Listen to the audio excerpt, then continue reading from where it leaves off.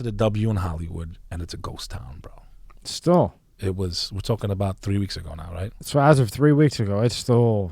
It was a ghost town. Wow. And it was just so eerie, and like people attack you, bro. Like literally, like, if you're not wearing one of these that cover your face, you know, they attack you, bro. Really?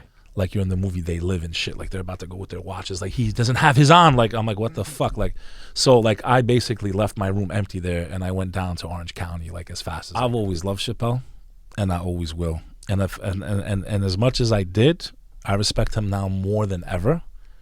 That he's not willing to compromise on what he thinks, what he feels, and what he wants to say. Right. He's not willing to revert because he's saying, look, this is comedian, right? This is funny. It's like he's defending comedy. Right. It's like now I can't even go up on stage and say anything that's controversial. So as a comedian, especially that high, you know, you want to pull his legs from under him. And what's Chappelle going to do? Stay up there and say, hey, do you see that rock star? R-O-K. There's a rock out back. You know what I mean? Yeah, I'm saying that they're dumbing it down. Where listen, the 90s were hilarious, right? Like the 80s. Oh, yeah. They were the best. Eddie Murphy and all that, right? So, you know, is it right to make fun of races and ethnicities? No. But is it... At a comedy show, kind of freaking, like, let's be real. Like, we're all kind of hoping that that's where the jokes are going to go, right? Like, as a white person, like, you know, they're going to make those white trash jokes. Like, okay, cool. Like, it's fun. Like, we pick on these stereotypes that don't necessarily exist, but people assume they do. You ever been to a comedy show? Oh, yeah. Tons of them. Now, would you sit in the first row? Hell no. Now, why don't you sit in the first row? Because I don't want to get hit. Thank you very much. So this is what happened. I go to see Tehran. And by the way, Tehran does a tour with Maz Jobrani. Brilliant. Maz Jobrani's brilliant, right? Huge comic. So they tour a lot together. But so like I'm saying, Tehran is amazing out in LA. I always go and see him. So there was a couple sitting in the front row, and Tehran was just, you know, letting them have it, right? But like respectfully, like as respectful as you could be in a comedy club. They were drinking, bro. Okay, they were drinking alcohol. We all know people get a little emotional when they drink, and if their perception's off, they feel like they're being attacked or whatever. So this one girl starts crying or whatever, and instead of seeing Tehran apologize, which I'm glad he didn't, because from the perspective I was at, he didn't do anything that was out of the ordinary for a comic to do. I never sit in the front row either, except when I want to get, like, I'm like, tonight I want to be abused. Right, but now, however, if you sat in the front row, when you sit in that seat, you know you're going to get hit. You know what he said? He said it brilliant. He said, don't go on a water ride and expect not to get wet. Everybody knows in the world, if you sit here, you're open game. Right that we have. Right, and we're avoiding words just because we don't even know anymore what's good. But like they're updating what you can and can't do. They're updating this shit every day. Like we're speaking in code here. Like for those of you that understand, and you're with the resistance. In 2022, he had a podcast. His name was Tommy. He tried to speak freely, but the code.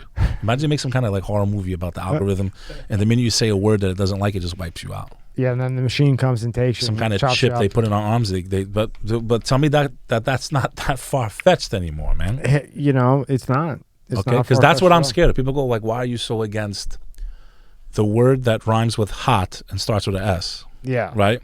Why? It's like my problem is not with that. If you want to take it, take it.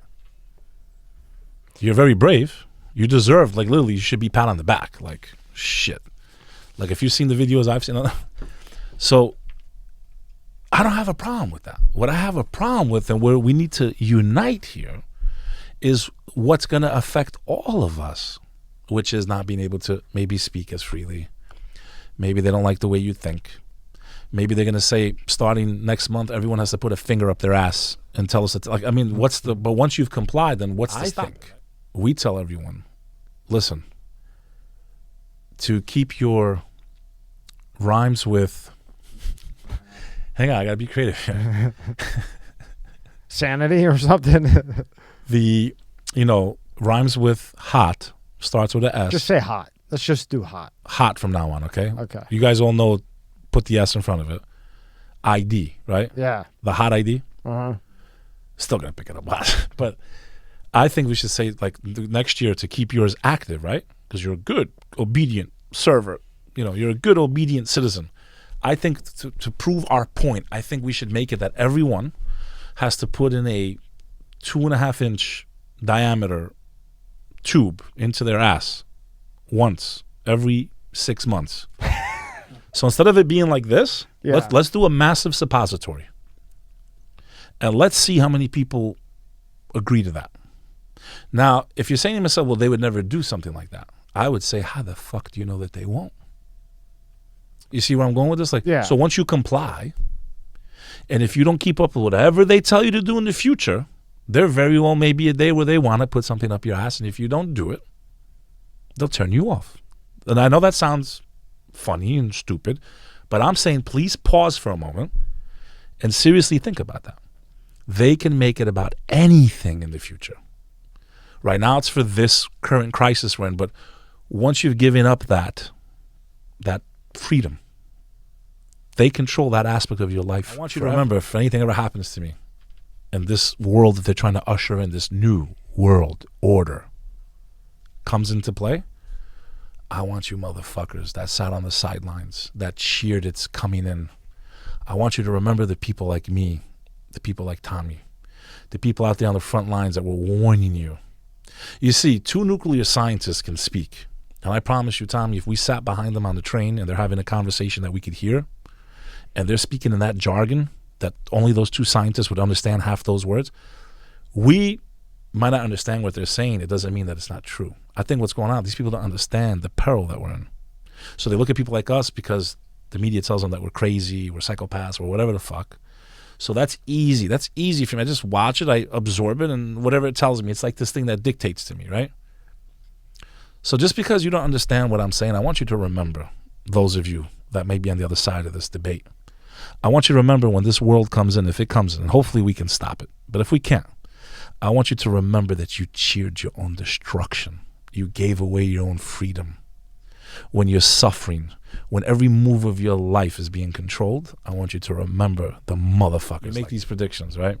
And I call them forecasts because it's not like I'm just guessing, right? I'm paying attention. I've been paying attention for a very long time. 2 years before this whole thing started, I told my family, I said, America's going to collapse within the next 5 to 10 years. And they looked at me like I was a fucking asshole. And you know how hard it is to speak like that, brother? Like to get in front of your family in a gathering, 50, 60 people, everyone's having a good time. And you're that one fucking asshole that comes in and says, listen, we're all here. I'm glad that we're here. While we're all here together, I need to tell you what I think's coming. Because if I don't warn you, I'm not your family. You see, it's like, Tommy, if you knew tonight that, God forbid, when I leave here, I won't make it back to my hotel because something happens. You would, if you're a good human being, if you're my friend, you would, let's just say you had a vision, you saw something that's going to happen to me, and you know that your visions come true, right? Or you saw a dream and your dreams come true. So if you don't try to stop me, you're not my friend, bro. You're my fucking enemy. Because if you know I'm going to my demise and you don't give me a heads up, you're not my fucking friend. Because if you know something's going to happen to you and I walk out that door and you don't stop me, that means you're my enemy, right? Agreed. So all these years of researching, and most of my knowledge, I'm going to be very frank here, comes from the spiritual side. I believe in God. I worship God. I've studied the signs. I've studied the Abrahamic faiths deeply. So it's not just like like those 3 religions, Judaism, Christianity, and Islam, and where they overlap, and it's amazing how much of it does. Is kind of where my foundation for these forecasts. So a lot of that knowledge came from looking backwards. And I feel like to understand what comes next, all you got to do is look back. And that's the brilliance of history. And this is what makes me so angry about people, is that you see the warning signs that have already happened in the past, maybe in a different way. So now they're not coming to your house and saying, I don't like what the fuck you say. Bang, bang, bang. Like that's how they did it like in World War II, right? Like you said this motherfucker, bang, bang, and they just threw you in the ditch. Now they just push a button. They say this word, stop them. Don't. So that's happening. It happened to the most powerful man in this country. Starts with a T, rhymes with hump. Okay? You might have got a little too close on that one. So, but what I'm saying is, I'm not some fucking genius, brother. What makes me upset is so many people are so fucking ignorant. Nobody reads anymore, brother. Reading was I believe, like a divine gift that God gave me.